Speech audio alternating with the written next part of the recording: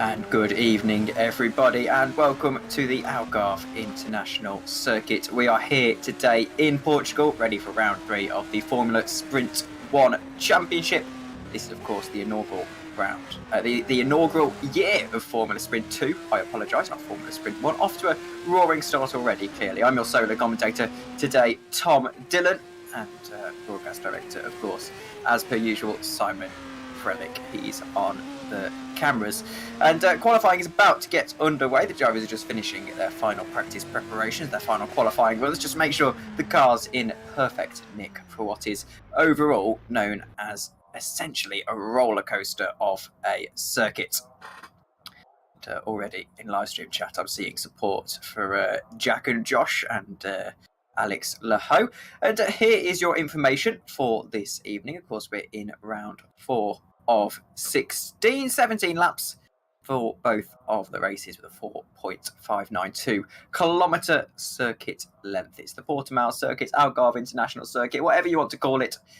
And, well, regardless, it's a very, very entertaining circuit to both drive and watch. And in these Formula 3 based cars, it should be incredibly interesting and enthralling to watch the action here today. And now, normally, I'd have Yusuf alongside me, and I'd be ready to hand it off to him to give us some analysis, but unfortunately he's not alongside me this evening. And, well, we're just going to have to call the action as it is. We've got about 12 seconds before that green light comes on in the pit lane, and the drivers can take the cars out in anger in the first proper session of the evening. The practices are always interesting, but you can't really decide too much from them. Well, here we go. Here is one of, I believe, that's the Red Ben racing car immediately of Stephen Lexo out of the pits. It'll be interesting to see what he can do in terms of lap times. He is second in the championship right now after Australia last time out. It was a pretty disappointing round for him.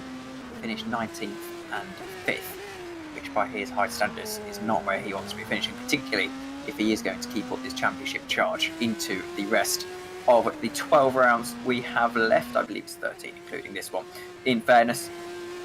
And, well, Red Ben Racing as well. But favourites for the team's championship. They're currently second. It's not a huge gap to Alpha Sierra ahead. In fact, it's only 3 points, so they won't be particularly concerned over that. And of course, they've had a little bit of bad luck in the last couple of rounds, being taken out by people. It wasn't really their fault. And Red Ben Racing clearly looking to just steady the ship a little bit and perhaps get a championship lead going.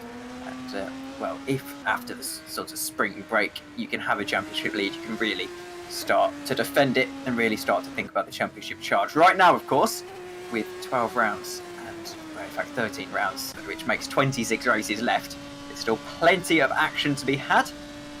And, it all starts today. It all starts with this qualifying session, and most importantly, this qualifying lap now for Stephen Lexo. Let's have a little bit of a ride on board, heading into turn 1, one of the fast corners on this circuit. A couple of shifts down. Uses a little bit too much track there, just extends a little bit, and that might be invalidated. We'll have to see. But Stephen Lexo, as he heads up the elevated section of this circuit, this is why it gets its yes, he's definitely invalidated. He's sort of weaving and keeping the tyres up to temperature, so disappointing. His teammate, however, almost neck and neck, is, of course, in the private qualifying session. We don't have multiple cars on track during qualifying. Is purple in the first sector. Of course, he's only purple because he's the first person to set a lap in that sector. But I can tell you, Jack Mayer has actually gone faster for Top Esports. So Ruben Machete clearly not completely having the guard tuned in at this early stage in proceedings. Still 12 minutes left. Keeping a very tight line, heading through what is, all in all, a very elevated topsy-turvy circuit. And fighting the car all the way through. He's purple in sector 2.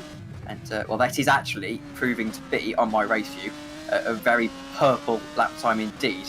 There's no one really being able to beat it. He's 3/10 off the next fastest from what I can see. And Ruben Machete really looking fit to take an early provisional pole position. He heads through the final corner now, keeps the car pretty tight, and wants to make sure he can get a perfect, optimal run to the line. It's going to be a 131 point. I'm waiting for it to flash up, actually. I can't see it on my screen. 131.3 for Ruben Machete. into his pole position so far. Jack Nicholls actually is in second position with a 131.4. So the commentator, I suppose the racer turned commentator, Jack Nicholls, in second position and doing very well for himself. And he's someone who really is wanting to look to get a race win. He's only had one podium in the season so far, and that was round 2, or race 2, even round 1 at Imola. Here's Alex Hallows, someone really looking to get his season up to a flying start, really. And he hasn't had a particularly good run of it, and backs out of his lap with Leighton Munye going 9th for the GPVWC Academy team. His team R&G, Kenneth Singleton.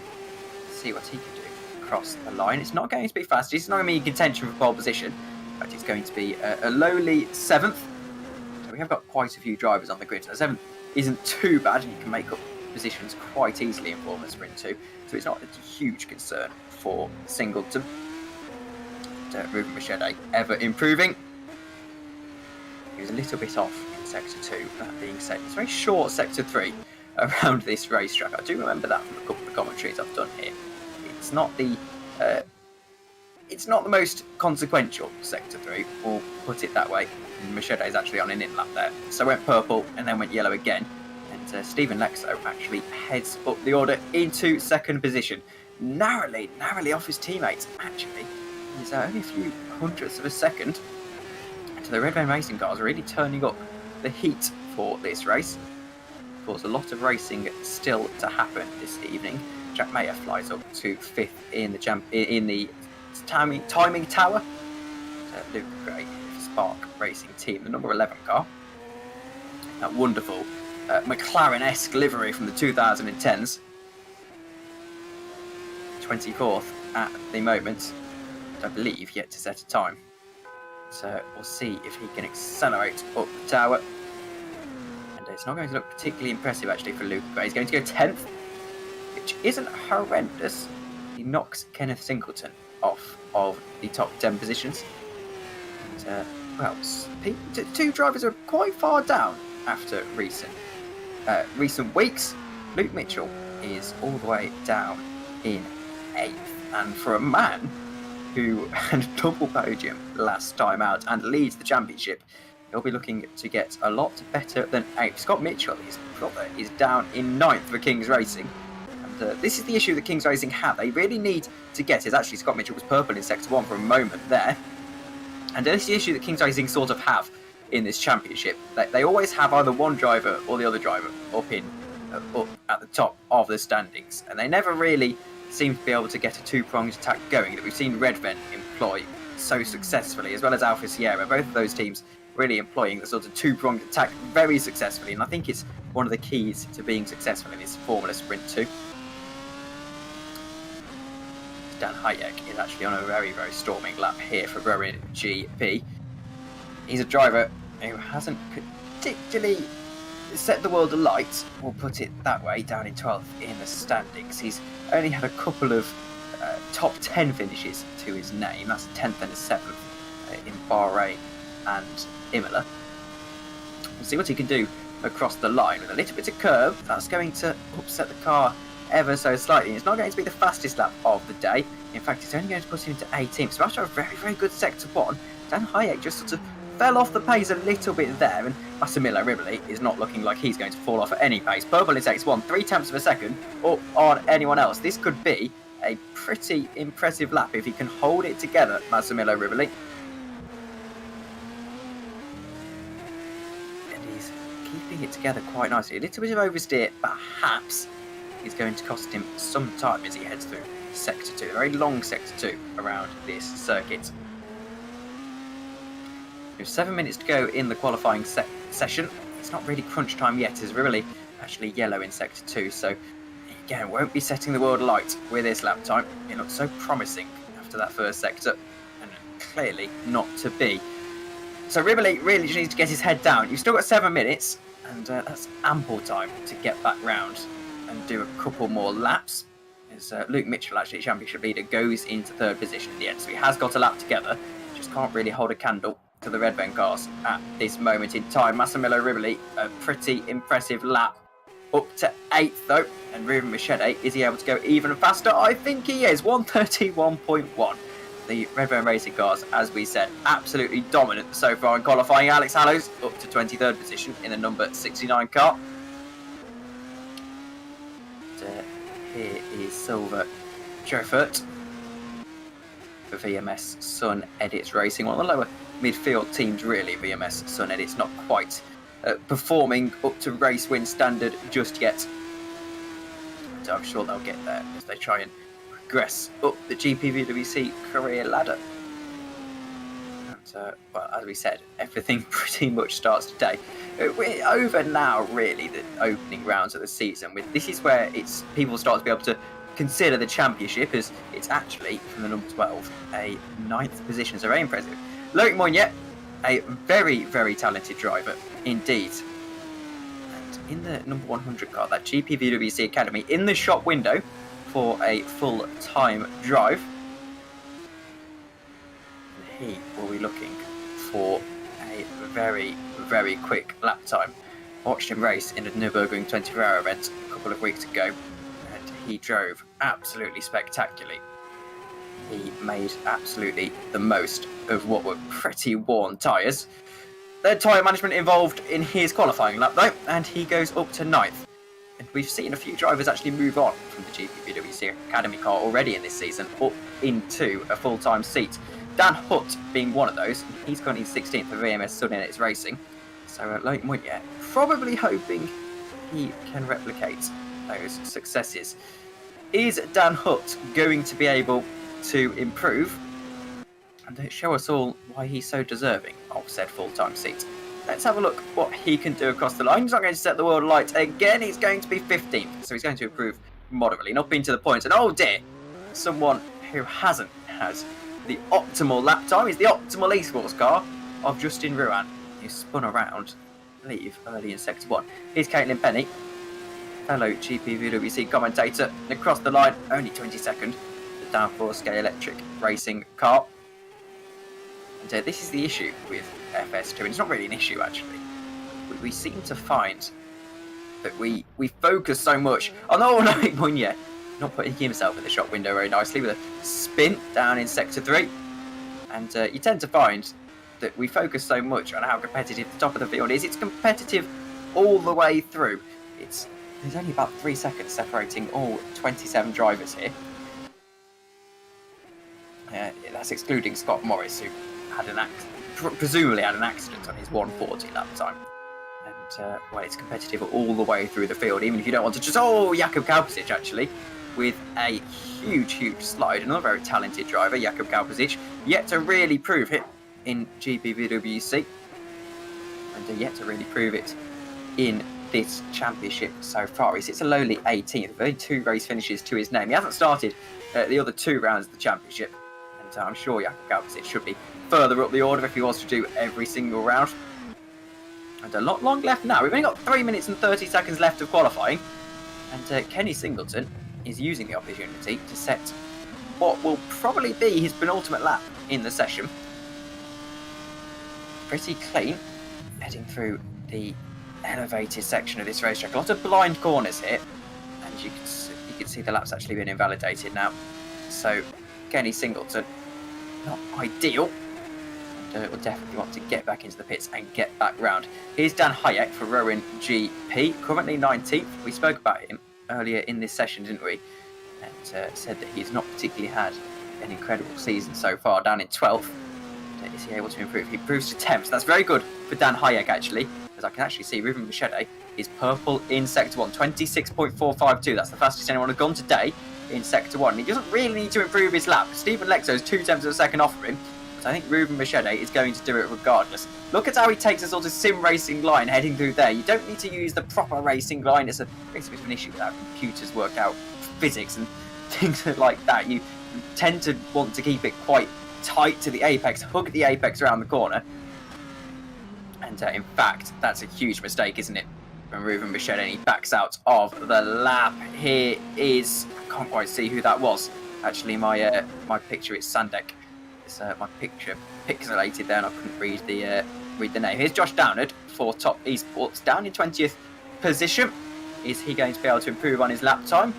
By evidence of the first two sectors, you suggest that yes, he probably is. Let's see what he can do in the number 47 car. The number is that number 47? It is a number 47. And well, he's going to cross the line again. He's not going to go to the top of the tower, but he is going to not improve. Actually, Josh Downard must have made a mistake in sector 3. Kenny Singleton invalidated the previous lap, and with 1 minute 31 to go, really needs to set a perfect lap time if he wants to have any shot of a top 10 here. Rounds the final corner. It's an agonising wait to the line. It's going to be very impressive. 5th for Kenny Singleton. And I think he'll take that any day of the week. He's eventually knocked down to 6th. And his silver Jofra for VMS Sun Edits Racing. Also looking so pretty impressive lap time to go into the top 10. And it's not going to be incredible. It's going to be pretty unincredible, actually. Doesn't improve and stays 13th.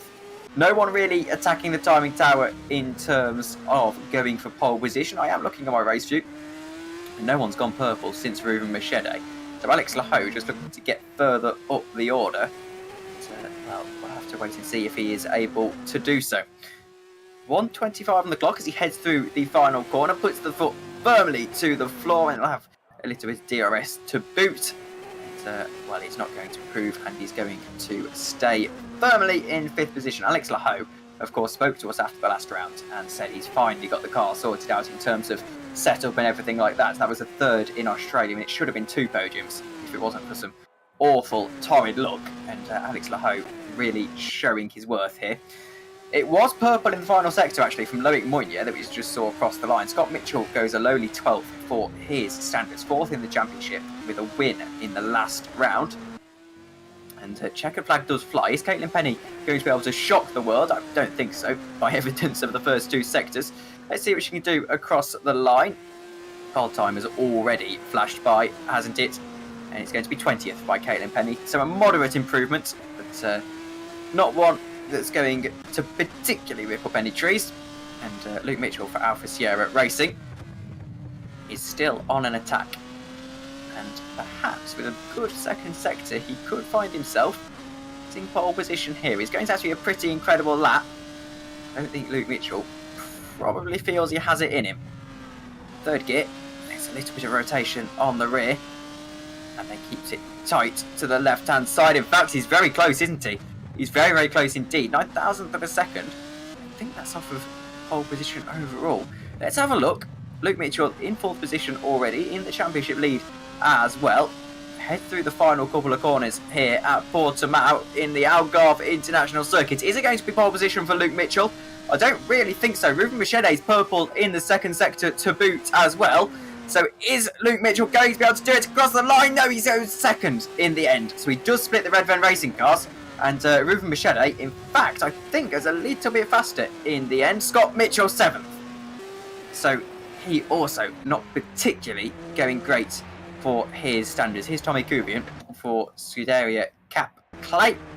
And crawls across the line to remain 18th. So that is qualifying complete. And well, Luke Mitchell kind of spoiled the Red Ven Sim Racing party there with putting his Alpha Sierra car, of course, the championship leaders in the middle. The championship leader puts the Constructors' Championship leaders in the middle of their challengers. Ruben Machete on pole position, of course, ahead of Luke Mitchell from Stephen Lexo. Jack Nichols, a very good qualifying from him into 4th position. Alex Laho in 5th. Kenny Singleton in 6th. Scott Mitchell finishes 7th with Jack Mayer. Mikhail Tuamala and Loic Mounier rounding out the top 10. A very good performance from the GPVWC Academy driver. Actually, Massimiliano Riboli doesn't live up to his high standards of late in this series and only qualifies 11th. Rakesh Sandak in 12th, Downforce Scale Electrics Racing. Dan Hayek in 13th, Luca Gray in 14th, Remco de Zur in 15th, and Silver Jeffrett in 16th. Jakub Kalpasic in 17th for Rowan GP from Tommy Kuvian for Scuderia Cap Clay. Dan Hutt in the full-time seat now for VMS Sun Edits Racing in 19th, and Caitlin Penny, the GPVWC fellow commentator, in 20th position. As we head to the final page of standings here, Josh Downard in 21st position, Lillian Hallett in 22nd for Servo Competition, Justin Ruin for Optimal Esports in 23rd, Alex Hallows 24th, and then Steven Panasenko in 25th, Mihailo Visintuvic in 26th, and Scott Morris in 27th. And so, with 10 minutes of warm-up, I won't bore you with my voice for those entire 10 minutes. We are actually going to take a quick drinks break, get everyone sorted, ready for the race, and we'll be back with you in 10 minutes' time, ready for race 1 here in Formula Sprint 2, round 4 in Algarve.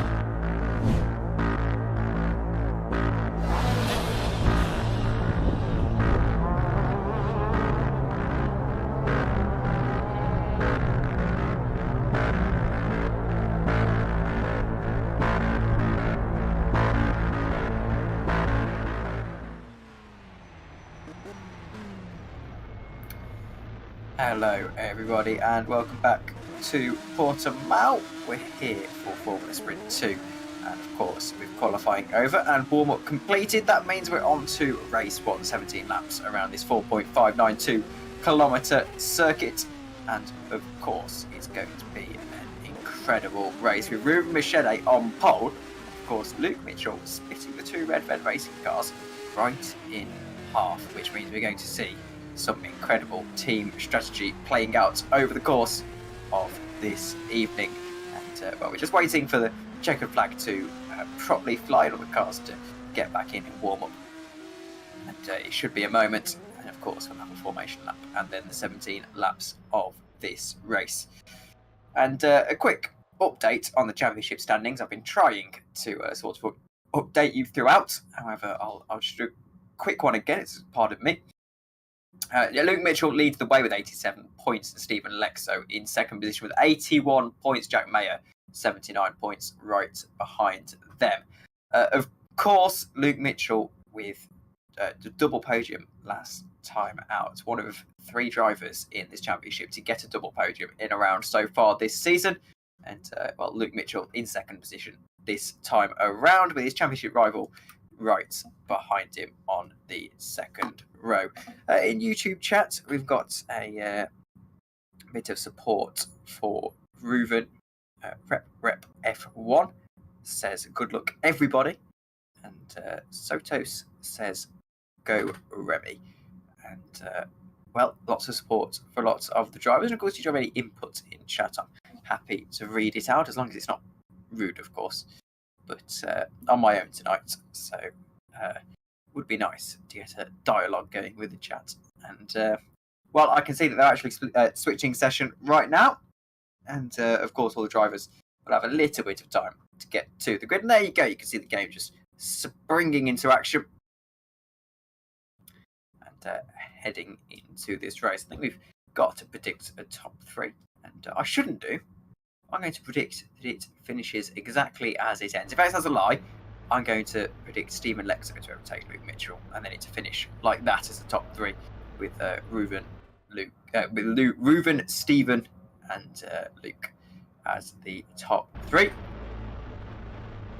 You shouldn't discount Jack Nicholls. He is in with a chance of winning this first race if the top 3 trip over themselves. I don't think Jack particularly has the pace to be challenging them, especially the dominance we saw from Red Ven until that sort of final lap where Luke Mitchell just pulled it out at the death.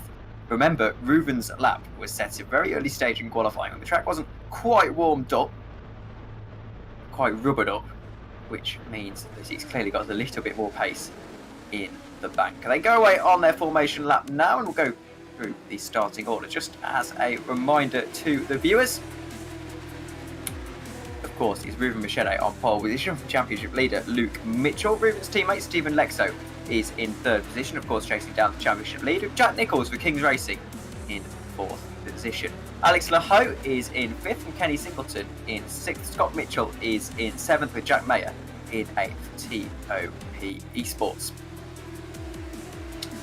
And as for the rest of the grid, Michael Tuamala and Leighton Ward round out the top 10, with Massimiliano Riboli in a lowly 11th position, from Makic Sandak for Downforce Sky Electric Racing in 12th.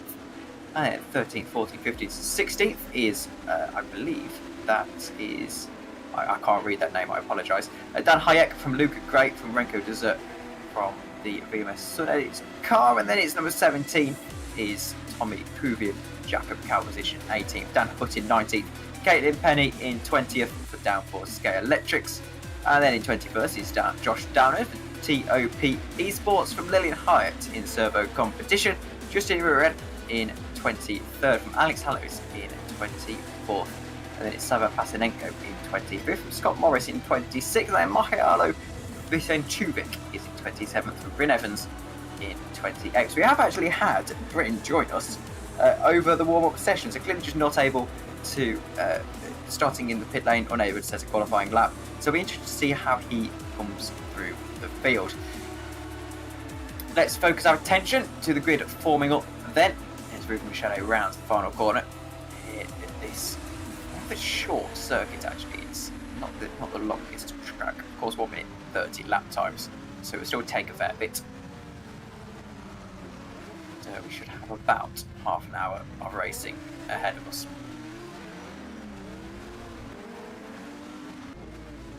So there's actually someone lagging around there, actually. I wonder if that will be cause for a restart without a rear wing. Who's that having a mighty old lag around? I wonder. It's Sandak into the pits. He will be able to start again, because technically speaking he hasn't taken the start yet, but he'll have to start from the pit lane.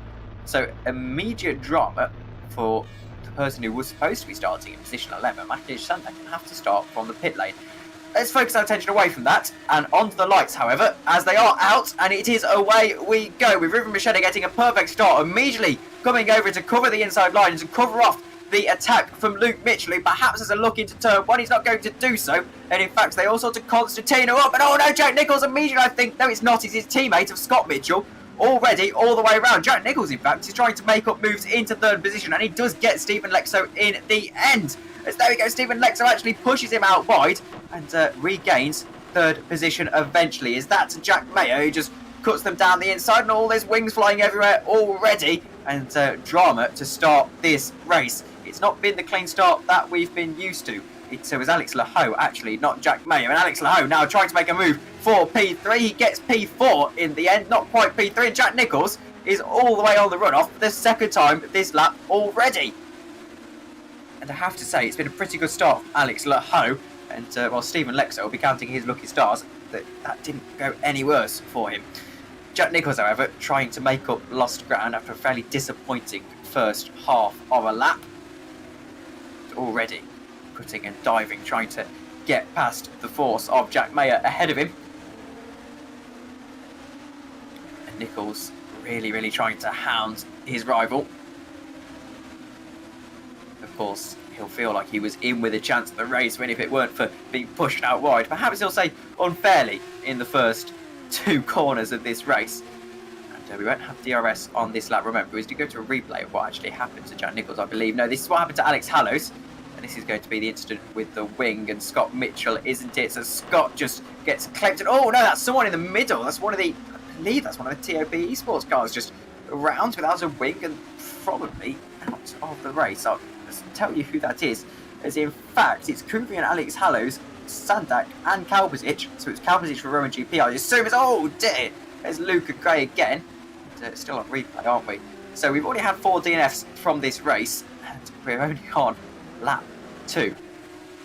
Here's Luke Mitchell trying to chase down the race lead, but Jack Nicholls still trying to get back up the order into P5 already, past Jack Mayer down the inside. And, well, there's no major drama there from Jack Nicholls. And Jack Mayer has to just sort of tuck into the slipstream, hope he can stay on the back of this leading pack. And, well, hope he can get a bit of DRS to boot as well. Tuamala thinks that he'll obviously be much better suited in 6th position. He's going to go and go for the move. He's got Loic Monyo in the GPVWC Academy car, trying to go around the outside, not quite going to work. And in fact, Loic Monyo now with the hairpin has a little bit of a look, perhaps on the switchback, not quite going to work for him. And well, he has to stay in 8th position for the time being. In fact, look at the launch he got off of that corner, and now around the outside, heading into what I believe is the final corner on this racetrack, down the back straight, the pit straight even. And no DRS on this lap. DRS will be enabled on the next lap, so it will actually be enabled by the end of this lap, won't it? And Loic Monyo still in the slipstream. He's actually backing out of the throttle. He doesn't want to Constantino up down into turn 1. That's very smart driving. Just wants the DRS, and in fact there's a few people going a little bit wide, getting a bit excited on the brakes, and around the outside Loic Monyo. Now has he got the legs? Not quite. Tuamala still just has the grip on that racing line. Loic Monyo just hacking at the steering wheel, trying to find a way through. Not quite going to happen just yet. And DRS has been enabled this lap, I believe. I've just seen someone open it, I believe. And now Jack Mayer makes a little bit of a mistake, and now Tuamala down the inside tries to just squeeze his way through, and around the outside. Is this now going to be the move? No, he backs out of it, thinks better of that, and probably for the better as well, as we know that DRS will be very powerful down that back straight, even if turn 1 is a very difficult overtaking zone, as Max Verstappen found out when we raced here in 2020, colliding with Lance Stroll down that corner. Jack Mayer now down the inside on Jack Nicholls and makes the move. I think there was a bit of a mistake from Nicholls there. Didn't quite catch it. Is Loic Monyo again trying to go for a move around the outside, not quite going to work for him. Jack Nicholls now has a little bit of ground to make up. Already 9 seconds off of the lead. DRS will be enabled on this lap, of course. He'll have the benefit of that rear wing opening up as they head down this main straight, I believe. Has he got DRS at this stage? I think maybe. Well, you'd assume so, as it says don't send it on the rear wing. Jack Nicholls isn't going to listen to that. He's going to go down the inside. In fact, pushes his rival out wide and has to cede the position there. And Tuo Marla actually goes down the inside. We've seen these two battle so much in this championship so far. And in fact, his battle for 17th position, 18th position even, as Pasanenko just about edges out Hallaret. And Caleb Penny just behind this battle, hoping to pick up the scraps. Of course, top 15 do get the points around in this series. And Jack Nicholls still unable to find a way past his counterpart of Jack Mayer. The two Jacks having a right old scrap here. So far, it's Jack. Oh no, Jack Nicholls! He got airborne for a second there and almost lost the race car. That would have been very embarrassing indeed. Tuo Marla has to go defensive from Loic Mounier once again. And Loic Mounier is trying to steal the show. He can't quite get past yet. And now Luca Gray smells an opportunity around the outside. Loic Mounier, and now he's really being covered off from that inside line. It's not quite working to his advantage just yet. Luca Gray really now on the heels of this little scrap that's going on, and down into this final corner is really going to fancy his chances down into turn 1 on the DRS, which absolutely surely will be enabled on this lap.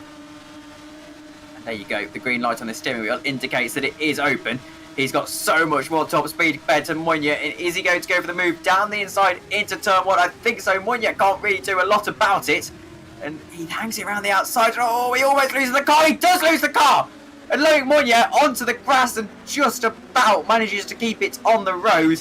And, well, keeps 10th position, 9th position even, but only just. And, well, that could have been a lot worse for Loic Mounier. Just got a little bit too eager around the outside. And that's the price you have to pay, unfortunately. With him now having a lot of catch-up to do. A few tenths of a second is huge. Ruben Bichette, speaking of huge margins, and he's already got 2.8 seconds of a gap to second position. So here is Justin Uren for Optimal Esports, chasing down Scott Mitchell, who is really not having a day to remember, is he, Scott? And well, Yusuf, my co-commentator, normally had him to win the championship, I'm pretty sure. And not quite how it works out for him. Here is Loic Mounier, still trying to hound away at Luca Gray. Of course, he just lost out on a position 2. And, down into turn 1. This could get a little bit spicy. We're right on board with the GPVWC Academy driver, lighting up the stars already, trying to get a full-time seat. And DRS wide open. Has he got the extra top speed? I don't think so. And no, you can see Luca Gray is running a lot less downforce on that car. And in fact, even thought about a dive bomb for a second. And this is what we talk about so often in these races, about having the faster race setup, as Luca Gray now around the outside thinks about it. Oh, he's launched off into the air! Oh my word! Josh Downard! We'll have to get a replay of that. He just launched himself over the fence. What on earth happened there to the TOP Esports driver? He's just taken off! He's just taken off over the fence. Not even over the fence, through the fence. And oh my word, Josh Downard has just had an absolutely massive accident. What happened down into turn 1? There's a little bit of a crest there. And he's gone over the crest. And then just hit a phantom bump into the Marshall post. And that would have been a very nasty accident if this wasn't a computer game. But, well, I think that might discourage him from going into real racing. Wow, that was a huge accident, and well, I'm sure the modding team will be looking into that, because we can't be having that in Super League next week. And Luca Gray now down the inside, fighting for 10th position is this, and just about loses it to the VMS Sunedits racing car. And in fact, around the outside, still has a chance here, and in fact has the better momentum around the outside, doesn't he? I think it's a longer distance, but perhaps better speed. And in fact, they're drag racing now down into turn 1. This is going to be fascinating to see how this plays out. Luca Gray around the outside. Is this going to be a valiant defence in most unorthodox of ways? Around the outside, he just gets outbroken. And, well, Joffert can have P9 for the time being. Loic Mounier just ahead in 8th position. course, made that mistake almost. Managed to just about get 8th position back by the skin of his teeth. And, well, it's that turn 1 invisible bump that says the final system.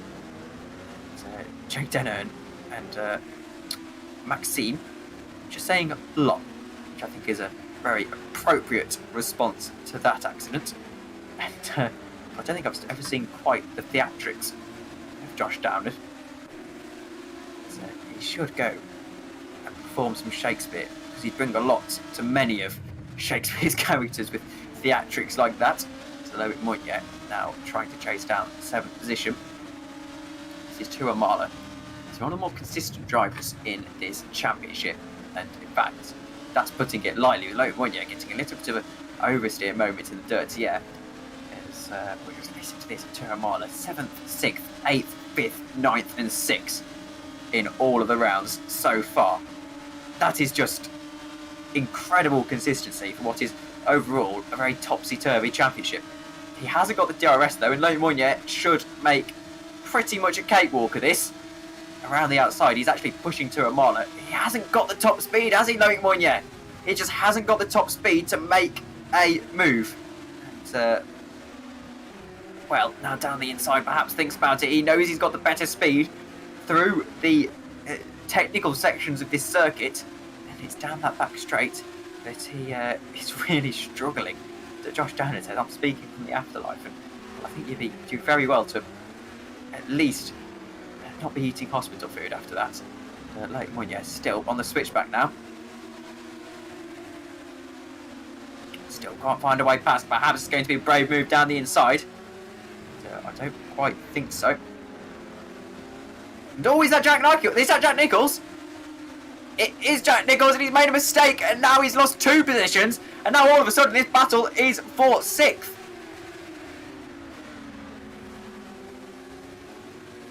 In fact, Jack Nichols is losing a lot of time already on lap 8 of this race. He's under pressure for 9th position now. The man who started 4th is falling down, having an absolutely torrid time out here. And Jack Nichols for King's Racing had so many hopes into this race, and it's just not materialising for him at the moment. The only saving grace is that if he can get onto a reverse grid pole, he'll hope that he can keep it. Here is Tua Marla, is going to come under pressure another lap in a row, a second lap in a row, and he'll have solace in the fact that he seems to have a much better top speed than Loic Mounier. But Loic Mounier now is a little bit closer than on the previous lap. Around the outside, Tua Marla still just able to edge him out, and in fact Jack Nichols is the one who's thinking about a move around the outside. Loic Mounier, actually that is a huge move. He's got the better downforce, and now down the inside Loic Mounier makes the pass, and that was opportunistic but absolutely executed perfectly. Jack Nichols now tries to make the move on Tua Marla. Tua Marla tries to counter-attack down the inside. Is he going to be able to outbike Loic Mounier? Yes, he is. And I don't think Loic Mounier can do much around the outside there. Jack Nichols now, in fact, with the extra grip on that inside line, really edged out by Loic Mounier. Now around the outside, is Jack Nichols going to be able to make the move? No, he's just edged out, just had to back out of it in the end, really. And in fact, we're going to have a little bit of a look at what happened to Jack Nichols, and onto the curb and just into the gravel. And it's those tiny mistakes that concertina up into a huge mistake, and that cost Jack Nichols a lot of time in the end. Here is Stephen Lexo, finally under a little bit of pressure from Alex Laho. We haven't seen anything from battle for the lead in this race, and we've got quite a bit of running left to happen. In fact, Scott Mitchell and Stephen Lexo are both in very close proximity. Look at the speed on Alex Laho, the extra top speed, and pulls out of the slipstream and down the inside into turn 1. Is he going to be able to make the move? He brakes as late as he can. Is he going to be able to keep it within the track limits? He is, but Stephen Lexo still hangs it in there and will brake as late as he can. He's got a championship to fight for. Alex Laho, not so much. And Alex Laho actually is going to get the better of him at the end. So when Alex Laho told us 2 weeks ago that he's finally got the car figured out, he's finally got the perfect setup, he certainly wasn't lying. And, well, Stephen Lexo, perhaps a little bit upset after having a 1-2 for the majority of qualifying, is now all the way down in 4th position. Loic Mounier still trying to get 6th position. He can't quite make any moves just yet. Jack Nichols is stuck behind him as well. And, well, really struggling Loic Meunier from not having a lot of top speed in that setup. He's got a lot of downforce, but it really doesn't help when you have DRS. You really want less downforce. There's little downforce you really can get away with, I would argue, especially in these cars where DRS and slipstream is so effective. And, well, we're going to see how this develops. On lap 10 of 17, is Loic Meunier trying to... Oh no, another mistake from Jack Nicholls. And in fact, this could be dangerous down around the outside for Joffert. And, well, Jack Nicholls just able to damage limitation, really.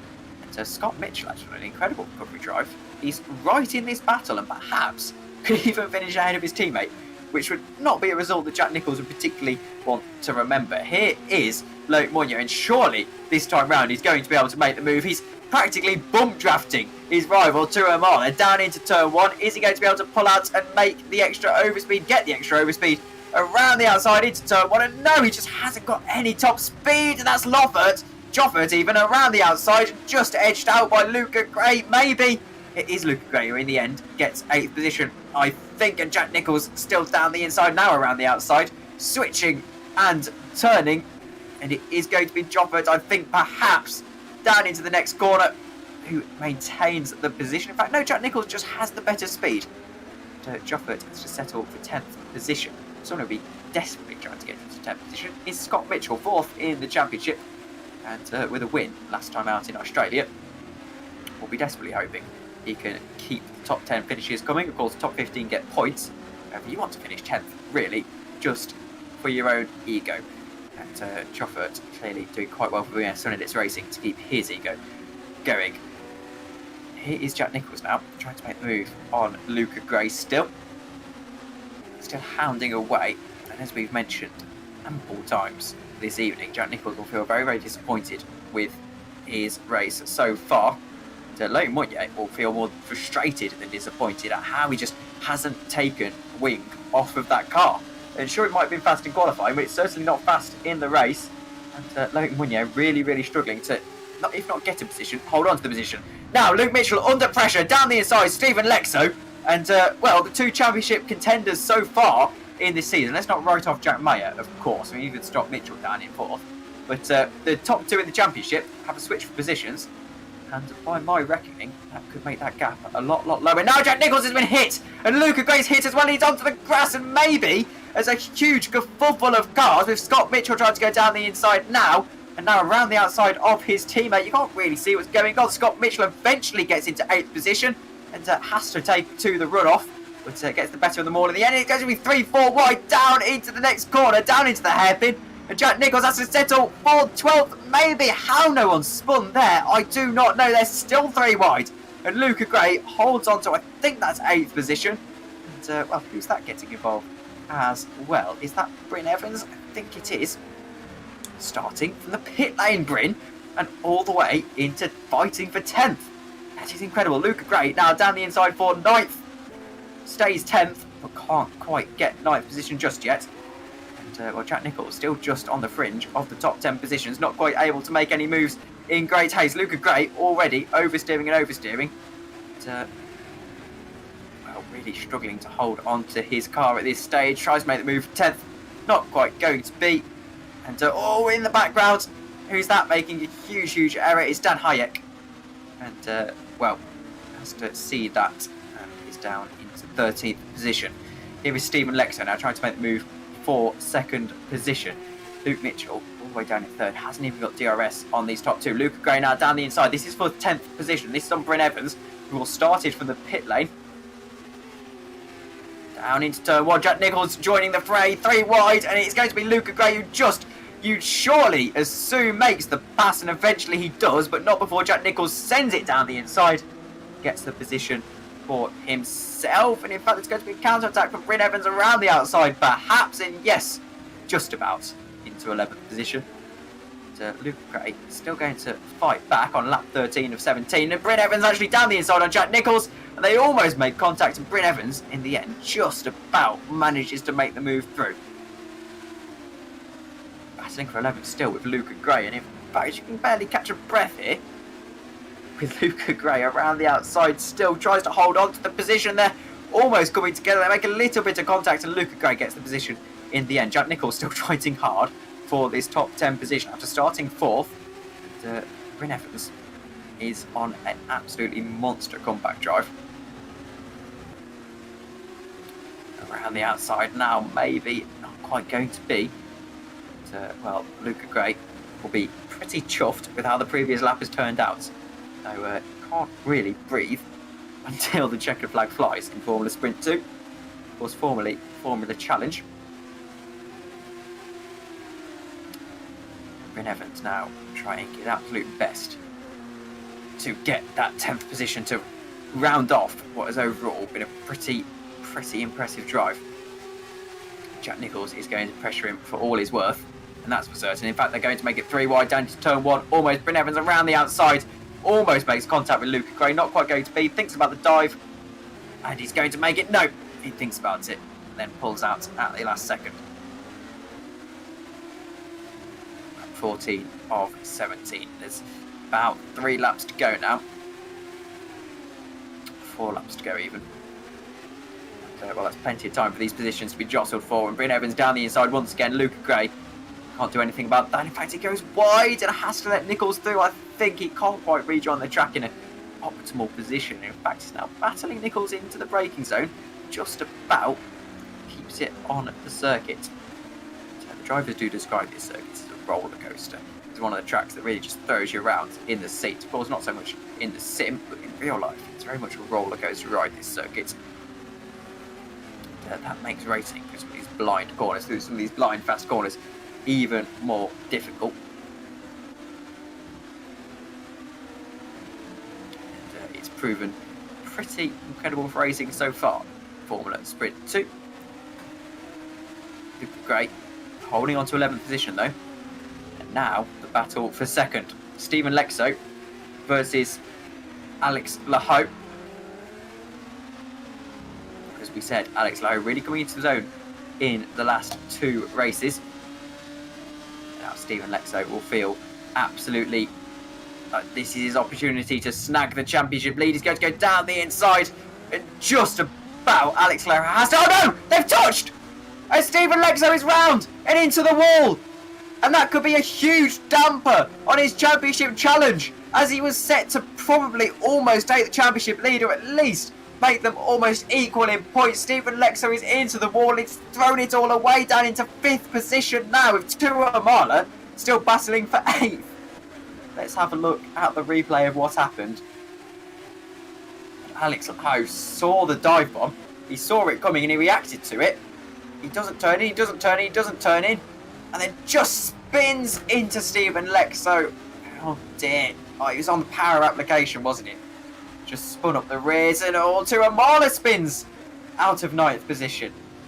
And it's all going wrong for these drivers today. Sorry, he was 6th and he spun out of 6th, hasn't he? And but it's going wrong for just about everyone it can go wrong for today. Someone who it hasn't got wrong for just yet is Ruben Machete, who's had a pretty comfortable lead in this race.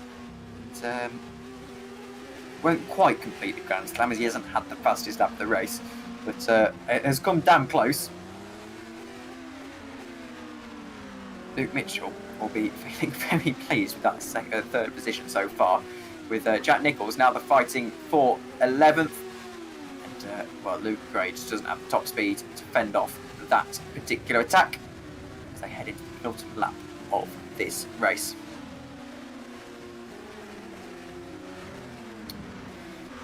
With Michele leads by 5.6 seconds, and now Jack Mayer is going to try and make the move for 4th position. He did have it off of Stephen Lexo, but of course the man who is pretty frustrated with how the last lap turned out has managed to pull out all the stops and get that position back, and Jack Mayer will have his work cut out to get back into 4th position on this final lap of the race. Going into, of course, it's not quite the final lap yet. So already, even 4th, even 5th, 20-second gap to the leader. Ruben Machete has really been dominance personified this evening. I believe there might be some jostling position for 2nd position. Luke Mitchell has got through on Alex Lahoe. As Ruben Machete heads into the final lap of the race. I think. Oh no, Jack Nicholls! And that's a third or fourth spin this evening. And he will be feeling mightily frustrated with himself. We're going to see what happened. He's just rotated around. He's just on the throttle.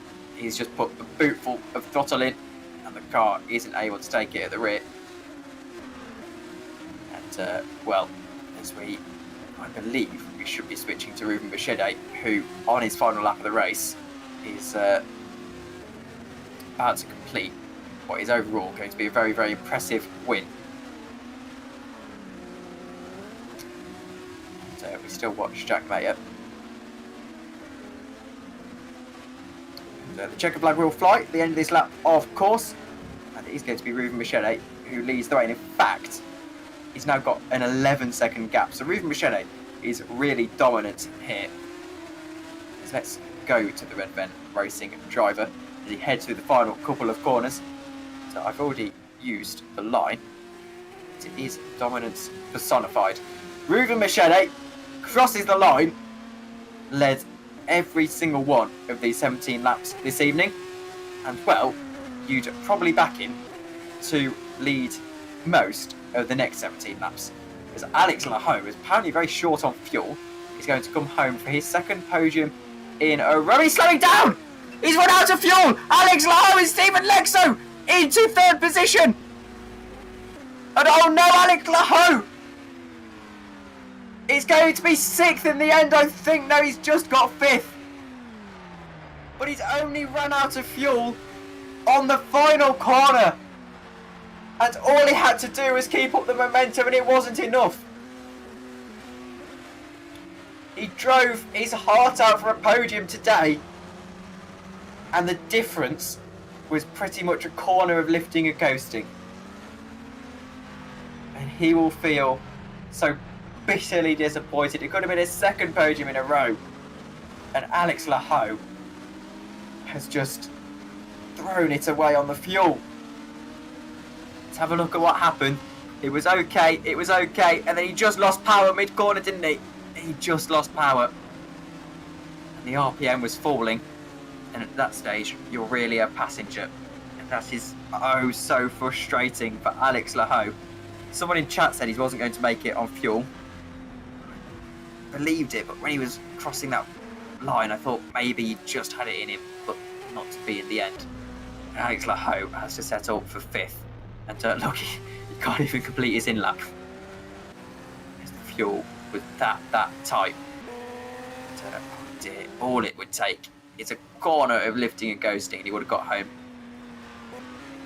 How disappointing is that for the Frenchman?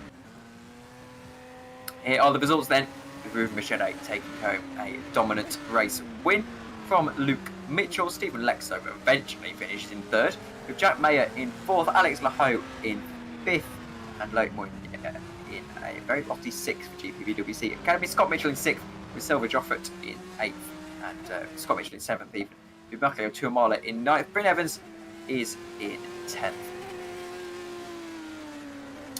In 11th is Luke Gray from Dan Hayek from Renko Zep. Jack Nicholls in 14th after starting fourth. Very disappointing day for him. And Justin Ruin in 15th. Lillian Hallett in 16th. Dan Hutt in 17th. Caitlin Penny managed to get up to 18th in the end. Saber Pasenenko in 19th. Basmelo Ribley finishes 20th. Tommy Gurvianen in 21st from Mahaio Vicentuvic in 22nd. Scott Morris in 23rd for Team RNG. And then Josh Downey with a spectacular crash DNFs. And Alex Laho, Makiej Sandak, Alex Hallows even, Makiej Sandak and Jakub Kabazic all also failed to finish the race.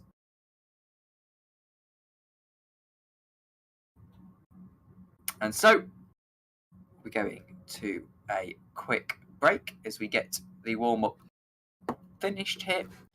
And then, of course, we'll have another 17 laps of racing here at the Algarve International Circuit. We'll see you in about 10 minutes' time.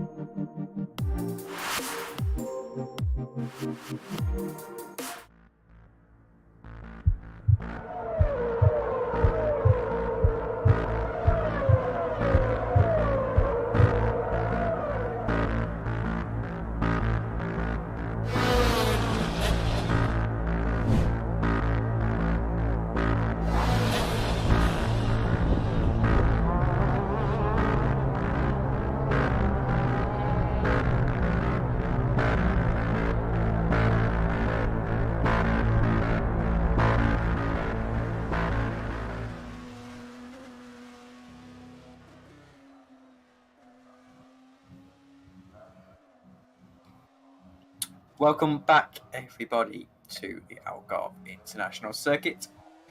Formula Sprint 2, of course, and we've got race 2 still to come here around this 4.592 kilometre circuit. I am the sole commentator today, of course. Tom Dillon, Szymon Frelik is on the cameras. And, well, it was a pretty topsy-turvy first round, and we're going to be eagerly anticipating this second race here, where the random number, you'll have to excuse me, the random number was 13th. It was going to be Remco de Zeut on pole position, something that I'm sure will be very popular with the YouTube chat. And, well, past that, there's not really much predicting we can do of this particular grid, as it's been such an interesting race, an interesting round, and Portimao proving to be a pretty spectacular circuit for some racing.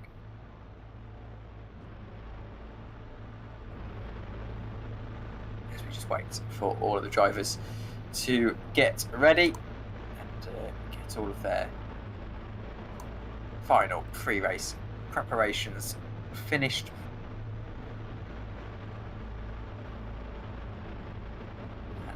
Then we'll, of course, go to a formation lap and a 17-lap race.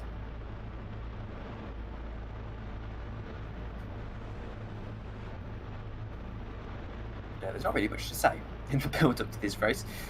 We'll run you through the grid order in a moment, so let's not be too hasty just yet.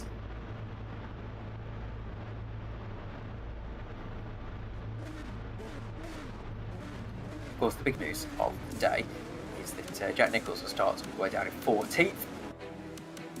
And, he just missed out on pole position by 1 place. So if the random number generator would have smiled, then perhaps his day could have been a little bit better. But, go to the starting order graphic now. As it is Remco de Zeut on pole position with Dan Hayek in second position. Luca Gray is on the second row of the grid, with Bryn Evans in 4th.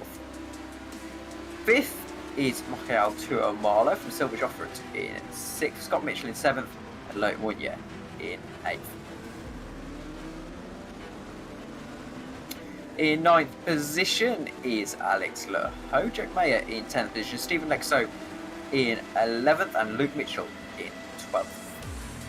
Bichette lines up 13th, and Jack Nicholls lines up 14th, with Justin Bruin in 15th. Leon Hallett is 16th for servo competition. 17th is Dan Hutt, and then Caitlin Penny is 18th, and then it's Sava Pasanenko in 19th, Massimilo Ripley in 20th, and Tommy Kubian in 21st, with Mikhail Bifintuvic in 22nd, Josh Down in 23rd, and Makiusz Sanda in 24th. Running out the final 2 is Jakub Kalpsic and Kenny Singleton.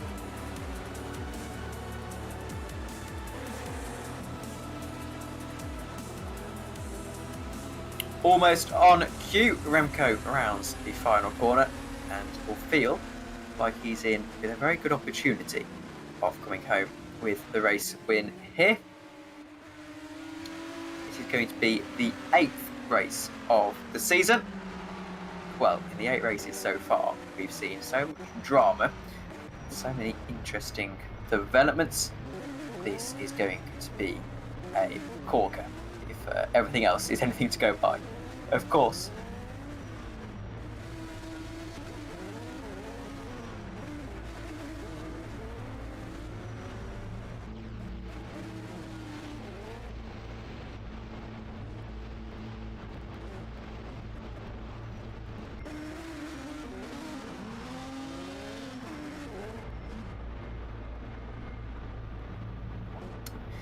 As the rear of the grid gets to their grid slots and the lights start to get ready to extinguish, and they finally do. It is lights out and away we go, and it's a pretty good start from Remco with Dan Hayek just about edging him out down into the first corner. This is going to be crucial for who's going to win the race, and bravely, Remco tries to brave it out around the outside, and I think he's just about going to hold on to first position. Maybe not. Dan Hayek around the outside eventually manages to take first position away from Remco, and in fact Luca Gray in the background just going off and sort of jostling for position. Here's a few more jostles for position, with Ruben Machete trying to make his way up into the top 10, and Luca Gray trying to make up lost ground, has to cede down into 5th position. And, well, a few more scraps throughout the field as Jack Nicholls now tries to fend off the attacks from behind for 13th position even, and managed to do that relatively successfully. The Red Ven Racing car actually taps Luke Mitchell. I think that's Stephen Lexo. Ruben Machete just behind, trying to make a move on Jack Nicholls. Jack gets into 12th position in the end, and well, he's still going to have to fight for all he's worth for it, and is turning and trying to just find the grip on the racetrack to get ahead of Stephen Lexo and Ruben Machete in the end. Here's Loic Mounier, who was had a pretty decent start to this race in 7th position. Then we head back to Justin Ruan around the outside of it. Just about everyone manages to hold on to 14th position in the end. And pretty intense first lap, if I do say so. And Loic Mounier has managed to actually get up into 6th position in the end. And I wonder if Loic Mounier, in fact, so they go 3 wide down into turn 1. This is the race lead, and Dan Hayek around the outside managed to stick it out, and it's going to be Bryn Evans into 2nd position. And who's that who's absolutely sent it into the wall? It's a 2-car crash. Remco Tezeur and his teammate have both gone into the wall. And did they take each other out? Here's the replay. They head down into turn 1. It's for the lead of the race, of course. Remco goes to take the racing line. He's just out dragged. And then he gets tapped. And, oh, he goes into reverse. And oh no! Luca Gray makes a very similar mistake and just goes straight into the tyre barrier and collects his teammates as well. So somehow the teammates managed to take each other out when they weren't even together on the track. Tyrrell Martin now is in 2nd place for his troubles, and Bryn Evans leads the race after starting from the pit lane in the first race, which, to be fair, is a pretty incredible recovery drive. Jack Mayer is in 7th position. He's fending off Scott Mitchell behind him, and Bryn Evans is in fact fallen down the order a little bit. What's happened to Bryn is he's somewhat lagging around. I'm not too sure what's happened. Let's see what happened to Bryn. And has he just had a little bit of a spin down into... Oh yeah, we saw Jack Nicholls do that, didn't we, I think, on the curb, and just got a little bit airborne and spun around. Here's Silver Joffert trying to fend off Loic Mounier for 3rd position. They've got Dan Hayek alongside them for 2nd, and Silver, in fact, goes down the inside and just about makes the move, though it was very hard fought with a little bit of contact, a little bit of a jostle for position, and Silver eventually gets the move, and oh no, Loic Mounier spins around and around and around, and eventually just stops short of the barrier, and it's going to be a very difficult car to recover. Let's have a look at the replay, of course. Loic Mounier, who actually isn't running with the halo in his own view, he's just collected. There's not much you can do there, and manages to stop short of the barrier, so every cloud does have a silver lining. Here is Jack Mayer, who's managed to stay out of trouble so far. He's quietly 3rd in the championship. He's only won 1 race. And other than that, he's got a pretty good podium record. You see Stephen Lexo trying to make moves forward in the field on Dan Hayek. Dan Hayek holding on quite valiantly to this position. Scott Mitchell is just behind this little gaggle of cars, trying to get his way through after what was a relatively pretty disappointing first round by his standards. Of course, he is also in that chance for the championship as we head into the latter rounds of this season, or just the middle stage of the season, I suppose. We're really ending out the starting rounds here. And, Stephen Lexo still DRS enabled on this lap, just not able to find a way past anyone. Josh Downward is going to be able to find a way past down the inside in the TOP Esport car, now up into 15th position. And, well, that's as easy as you like. That was on Jakub Kalbasic. In fact, Kalbasic is defending for all he's worth. 15th. Oh no, there's a 2-car crash. That's one of the red Ven cars. It's Stephen Lexo, who really isn't having any good luck today. And he's down into 9th position. And someone actually finished off stopping there. So I wonder what happened as they go 3 wide. I think it's Scott Mitchell or Jack Nicholls even. And into the wall, Stephen Lexo. And they just kind of all went into each other and converged into one. Stephen Lexo now has had his championship fight severely dampened with what surely is going to be a second non-points finish in 3 races, 4 races even, which is going to be hugely damaging as we head into the as we head into the sort of middle stages of this season. Luke Mitchell still hanging in there.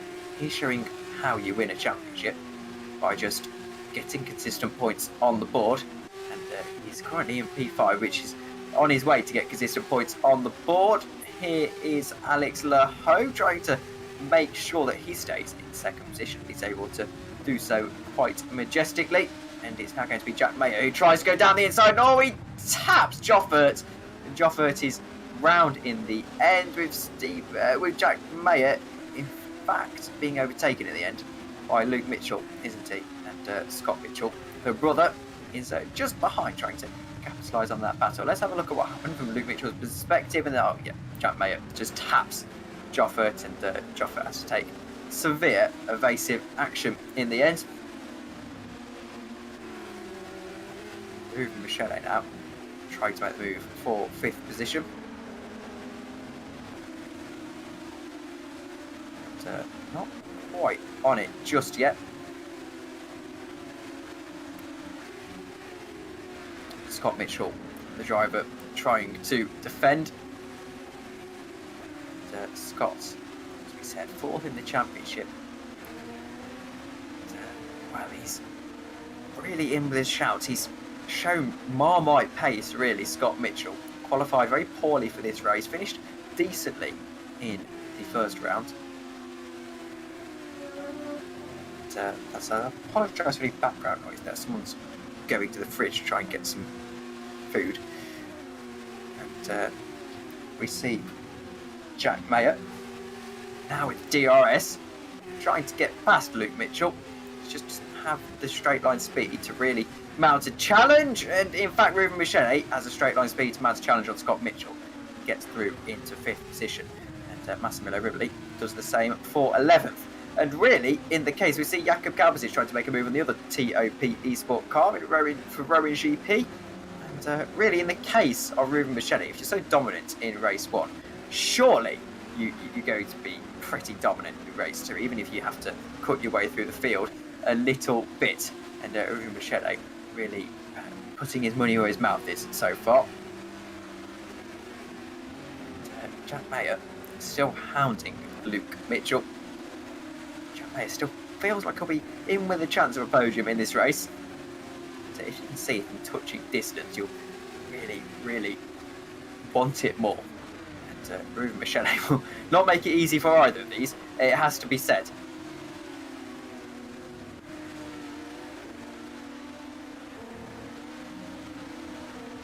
It's lap 6 of 17 in this race. And it's still, I'm going to use very overused cliche of it being a game of chess at this stage. Often in these races, it's not necessarily about taking as many positions as you can because of the DRS. Ruben Michele, he's going to try and take this position, trying to take 4th position, and surely down the inside he's going to do it. No, he just doesn't quite have the straight line speed when Jack Mayer has the DRS from Luke Mitchell. In fact, Jack Mayer just made a little bit of a mistake there, didn't he? And Ruben Michele thinks about the dive bomb, and then I think very quickly realised why that was a very bad idea. As I did kind of bash on the King's Racing boys in the first race, but they're both driving very, very well so far. Scott Mitchell in 6th and Jack Nicholls in 7th, starting for 14th. That's a very, very decent drive indeed. As we see just trying to chase down his Massimiliano Rivoli in the other Alfa Sierra car. And for the Constructors' Championship, that could have some incredible ramifications. Massimiliano Riboli not really being fighting for podiums this weekend. Well, I suppose this week, the weekend was a couple of days ago now. Josh Downard still trying to make moves on Jakob Galbasic, not quite able to do so. I apologise about the stream PC. It's having a few issues right now. I believe they're CPU based. There's nothing we can do to fix them at this stage, so we're just going to bear with them for the time being. It's about halfway through this race now.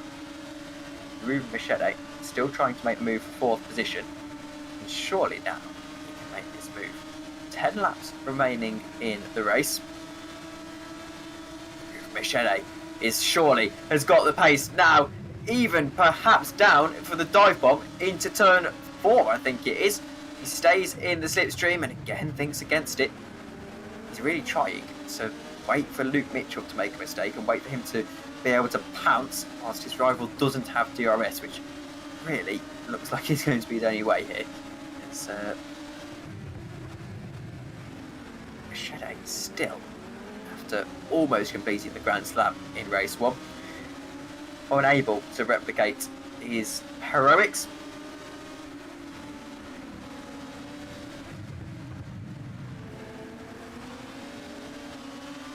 Agonisingly close to the podium, but yet far away still.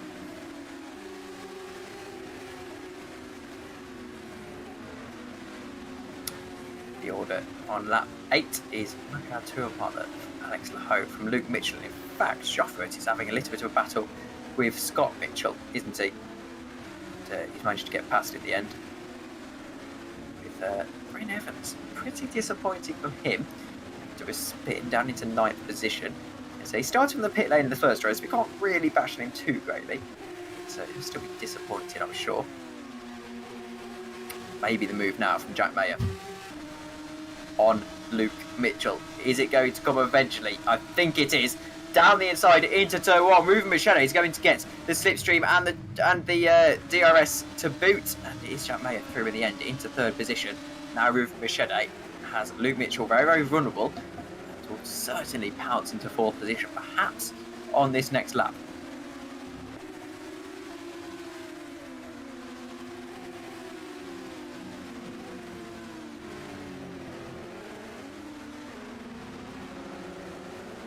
Luke Mitchell really under pressure now. Ruben Machete has got so much speed on him, so much pace on him, and Luke Mitchell, championship leader, really, really struggling. Jack Mayer has already pretty much dropped him.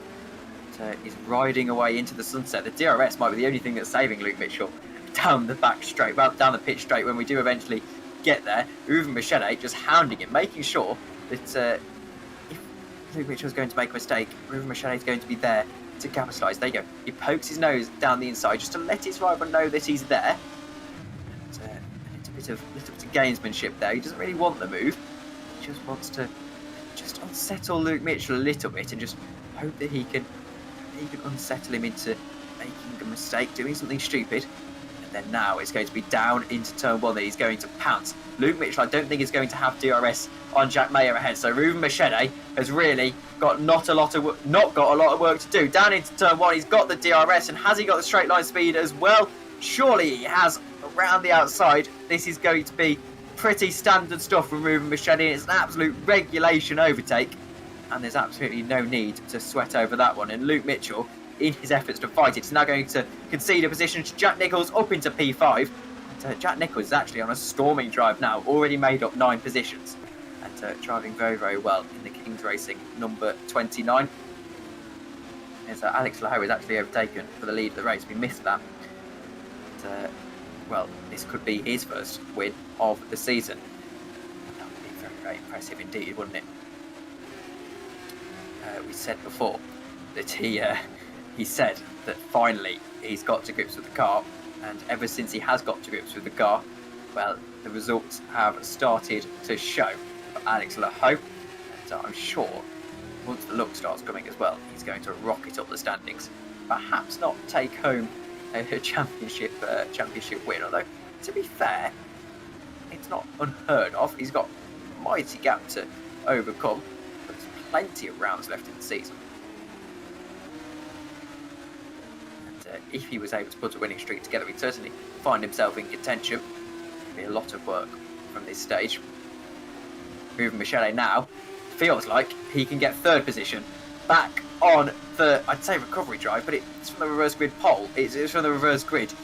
So maybe not a recovery drive, but certainly a storming drive. Ruben Michele up into third position, down into turn 1 for Red Ven Racing, and that is a huge overtake and very, very nicely done. Alex Laho is actually going to find himself under pressure. Ruben Michele by the end of this race. You would think if Ruben Michele can actually pull this off, this will be the first time we've seen someone win both races in a round this season. And that would just prove how dominant he is around this racetrack. Now trying to just close up that gap to Mikhail Tuamala. It's almost down to within a second. It will be by the end of this lap, won't it? It certainly will be. Tuamala really struggling compared to the absolutely storming Ruben Michele, who really has seemed to be on top of his car this evening and really driving what you'd say is a champion's drive. Set 5th position in the championship so far. That's not counting the race 1 results, of course.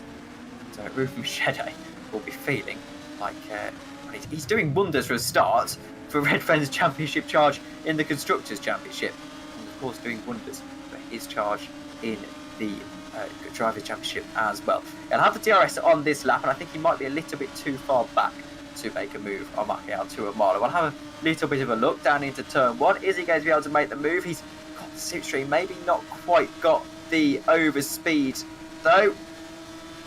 He's going to close up quite drastically as we see Scott Mitchell making the move on, that's Joffert, and into 7th position.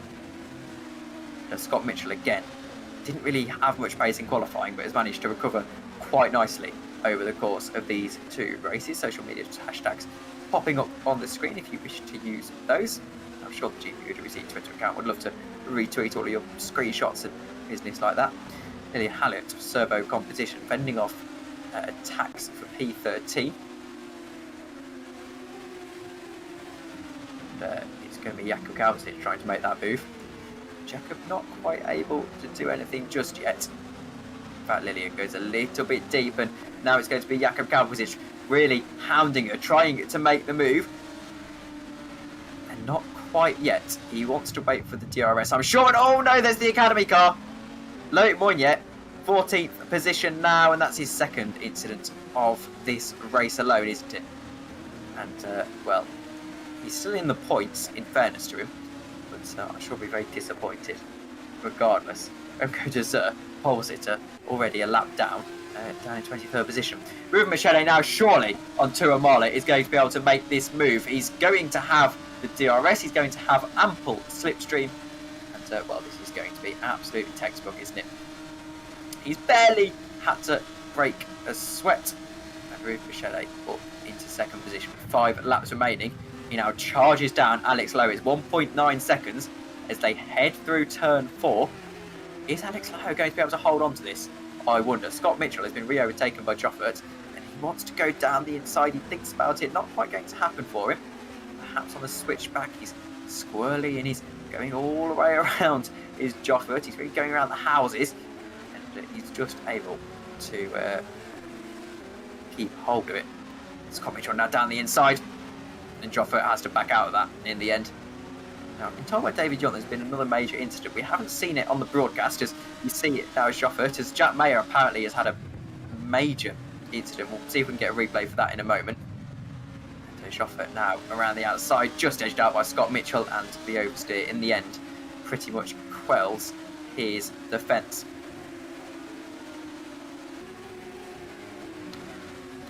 He's still trying. God does love a tryer, but Scott Mitchell surely will feel like he's got the pace on this one finally.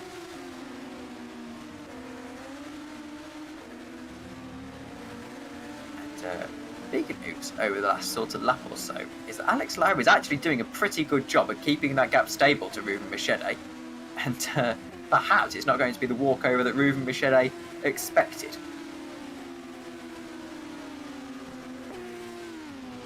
Jack Mayer was apparently involved in that major incident, but we haven't seen it. And, in fact, he's under pressure now from Massimiliano Riboli, who's again on a pretty good drive up into 8th position. Perhaps Massi, and he does eventually get the move done.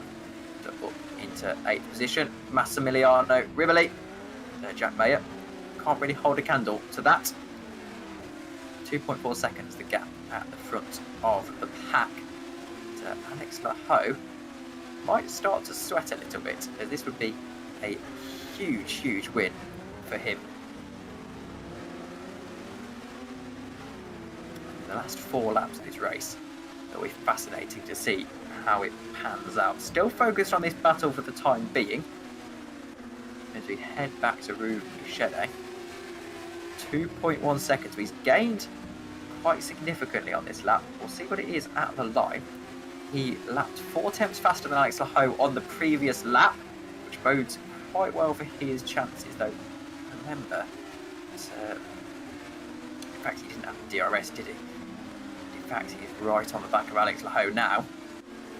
Barring any DRS, this could actually be Ruben Barrichello's race if he can put in, I'd say, 2 more good laps and then give himself 2 laps to make the overtake. Of course, catching up to someone is one thing, but then making the overtake is another. 1.8 seconds. We head into lap 15 of the race. 3 laps to go.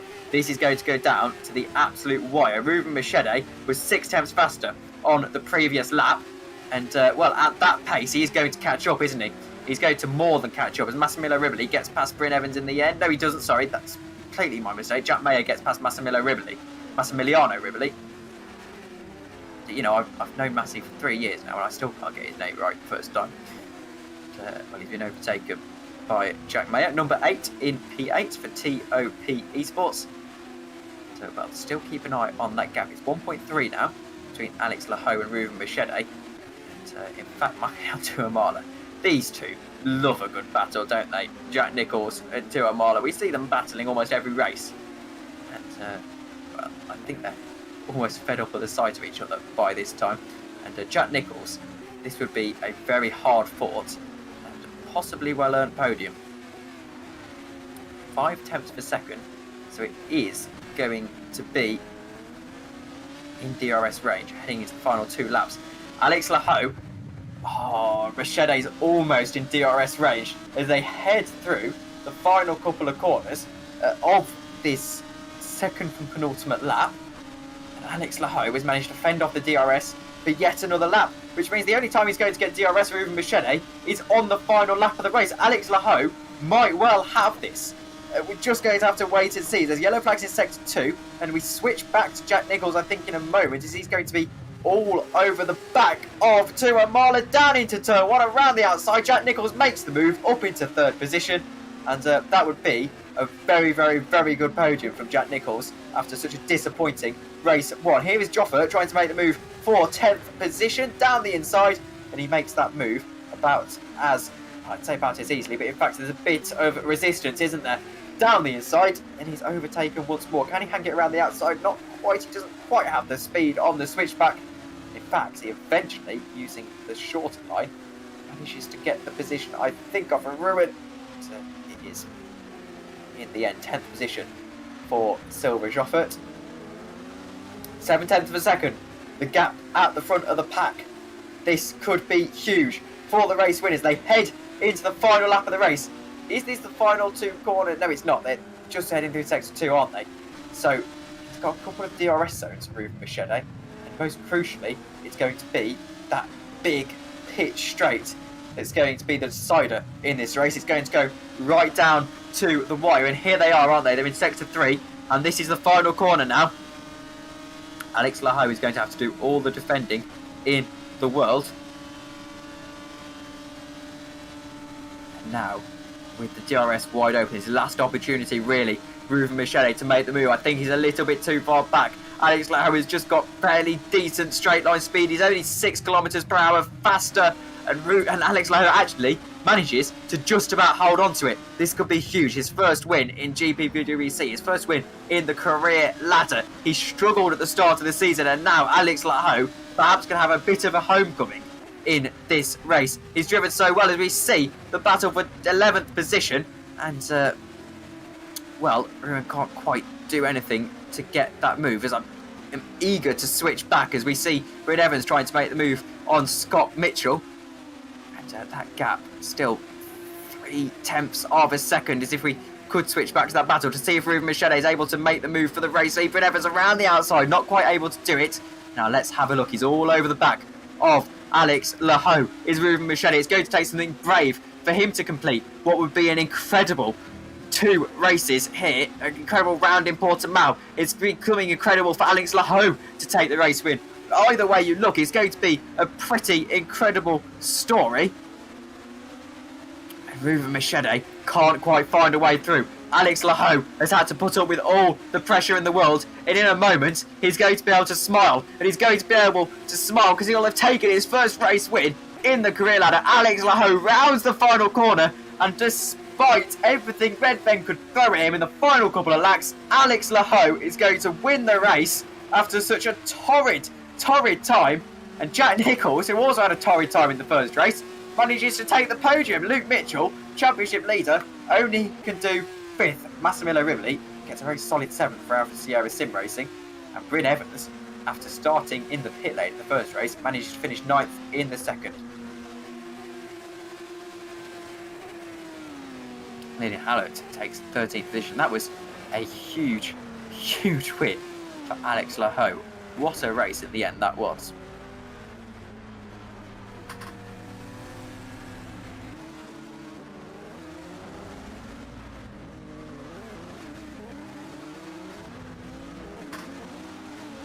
There's a few donuts for Jack Nicholls.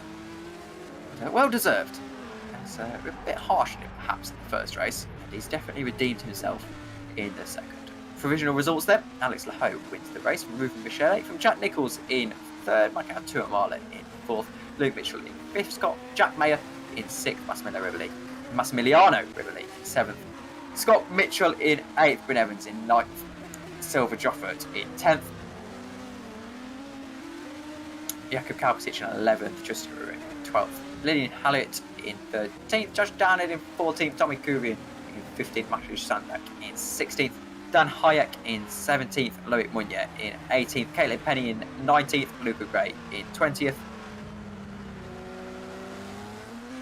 Remco Dessert, pole sitter, really disappointing, down in 21st position after a crash, a pretty major crash actually.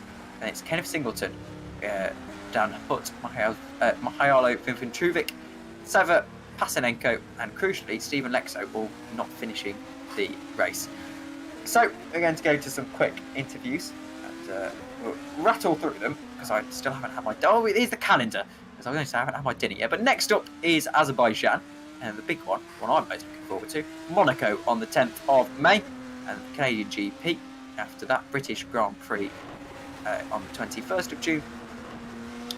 And then we head to the back end of the calendar after that, heading into July, August, and rounding out the season in Brazil in October. And so, some interviews then. And so far, it's only Ruben Machete and Stephen Lexo that want an interview, so we'll drag them in. Stephen, Ruben, both Red Event racing cars. Of course, a bit bittersweet, Stephen, after your teammate almost won both races. Certainly put in a very, very good performance, but yourself DNFing for the second race. As a team, talk us through the race. Ruben should start. Yeah, so the races were pretty good from my side. I had no problems. In the practice I struggled a bit to make long ones, but it pans out. It was really great. I was so consistent and had good pace. So yeah, it was a really good weekend as a team. Was still a good weekend, but Steven's race too is a bit unlucky, I guess, but yeah, mistakes happen, so we will come back even stronger in Baku. And of course, it's really getting quite tasty at the top of the the Constructors' Championship, and I haven't checked who's going to be leading heading into Azerbaijan. We've had a few rounds now in the season. We're starting to see that really the people contending are you and Alpha Sierra Sim Racing. I think I've asked you this question before, but do you think you can triumph in the Constructors' standings? Well, first off, you should never forget about Kings Racing. They have 2 great drivers as well, and they are quite close as well. So, yeah. But for the rest of the teams, I think it's only a one-man show in the teams. So, in terms of if we can win, I mean, if I stop being an idiot, yes, Ruven did an amazing job today. He did everything we wanted, and I was just, an idiot. So, if I can get my act together, we should be able to be in the fight. And a final question, of course, Stephen. You've unfortunately had a bit of a hit in the drivers' standings. And, well, of course, you can pick yourself up after this, but how do you think you can sort of get back the form that can help you chase down Luke Mitchell? Well, as I said in the last couple of races, I don't care about the drivers. I completely don't care about the drivers. I only look at the constructors. So And, as long as we're champions there, I'm completely happy. Well, fair enough. And thank you very much to the both of you for the interview. And well, we'll see you in the next round. Thanks. Thanks. Those are the Red Ven Racing drivers there, and we're now going to drag in the first time GPVWC race winner, Alex Laho, and I'm sure you're very happy that I've been able to say that. But yes, I am indeed. You didn't make it easy for yourself, but that was an incredible race in the end. After such disappointment in round 1, never forget. Never forget running out of fuel. I wasn't really disappointed with the running out of fuel, knowing that I had the pace to clinch, a podium, and even, at least P2, because Ruven was out of his league today. He was just ahead of everyone today. I'm sorry for Steven about the hairpin incident. I have to check that, but I think I accidentally went into first gear, which not ideal. No, but you recovered, and well, in the end, pretty good. So do you think you can build some form here and end up winning the not winning the championship, of course, quite far off, but do you think you can build some form and at least get yourself a bit up the order? Sorry, definitely. This track was really bad. I didn't like the mode at all. So I'm quite happy that we're going to race on a normal track next week. Yeah, this is definitely a motivation booster because I know that I can clinch podiums now. I know it, and such a really good motivation. The practice paid off. Thank Jesus you very Christ. much. Thank you very much. Thank you very much, Alex Laho, and well, enjoy the race win. I'm sure there's many more to come. Thank you, Tom. And so we're going to drag in Luke Mitchell now. And Luke, I'm yet to see the standings. However, that was a pretty good drive from you, and really bagging the points at this point in the season. And surely you have to feel that you're now favourite for the championship.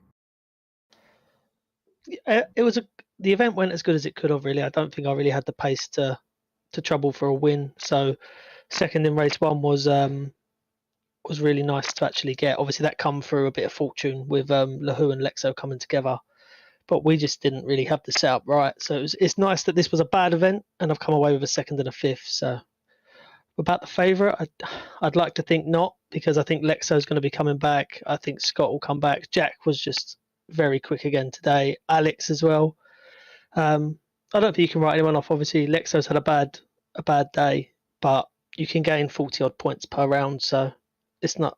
I don't think you could really class a favourite after 4 rounds. And other than that, how was the car sort of feeling today? You've touched on how you didn't really think the setup was quite there. How did it sort of feel wrong? How do you improve that into the next rounds? Yeah, I think it was more just the track didn't really suit myself. I was killing the left front. I think race 1, I think I ended on sort of 23% tyre life, and race 2, I completely changed the setup, hoping that I could fix that. So I was driving around with a setup that I'd done probably 4 laps in the warm up on, and again just killed the tyres. So it's probably just a bit of myself. I need to manage certain corners on certain tracks, but hopefully we don't have another one like Portimao left on the calendar. And well, best of luck for the next round, of course, and hopefully you can pick yourself up. But I'm sure you'll get this set up right in the end. Thank you very much for joining us. And fine, I think it's only right that we drag in Jack Nicholls. And Jack, very disappointing first race for yourself. However, in the second race, you managed to drive from 14th all the way to 3rd. Pretty incredible drive. It was up and down because I qualified 4th on the grid, which I think is like my best ever qualifying, and I don't know how I did it. And so that was great. And then I thought I would slide back a bit in the race because it was just luck. But I just got involved in just all these fights, and then I was happy. I was fighting Jack Mayer, and then I just got on the curb like an idiot and fell backwards. And then I was fighting Tuamala, and then I made a mistake and fell back like an idiot. So I was just like an idiot the whole race. So I was a bit annoyed to be 14th, but then I didn't think I'd finish 3rd. That was just that. So I literally had the worst race I've ever done and the best race I've ever done this evening. So what a night. Yeah, definitely. And you and Tuamala seem to have a bit of a rivalry going on. Every single race, you seem to be battling each other. Have you noticed that at all? Yeah, well, especially this season, actually, because I would say, and this isn't meant to be rude, but last year I would generally be like I'd be like, I don't know, 7th or 8th, and he'd be like 9th or 10th or 11th, because kind of the general feeling. But he's really quick this year. So yeah, we always seem to come across each other, and I enjoy racing him. And luckily today it was nice and clean. And final question: Kings Racing still knocking on the door of the top 2. Of course, the other drivers say that you can't really judge the championship after 4 rounds of racing. But surely it's a consideration if you keep picking up these consistent points that you can at least challenge heading into the later part of this season. Well, to be honest, Tom, that is our aim. Last year we were sort of in the mix a little bit, and then we kind of fell away, and then Denahan and Andre just like they were just a joke. So we had no chance really. But yeah, I think our aim is top 3 in the team's championship. And after like race 1 tonight, you think, oh, we're never going to get there. And then race 2, you're like, oh yeah, we're the best ever. So yeah, it's top 3, I think, is the aim. And to be in the mix would be amazing. And thank you very much. And hopefully there's more podiums coming up. Yeah, fingers. Hopefully not more many like race 1, because that was just a farce. But thank you very much anyway, and we'll hopefully speak to you when you're next on the podium. Yeah, when I win. Bye. Yeah. And that was Jack Nicholls. Disappointing first race, and I didn't think he'd have a comeback like that in the second race, but very impressive regardless. But that about does it for the stream. I still haven't had dinner, and it's 9:30 at night, so I should probably get onto that. But interestingly, we've managed to recruit someone to GPVWC, Ender45 in the chat, said I might try to race this league in about August. We'll still have some rounds in August, so feel free. Anyway, I have been Tom Dillon. Szymon Frelik has been on the cameras, and I'd like to thank you all very much for watching, and we'll see you all later. Good night.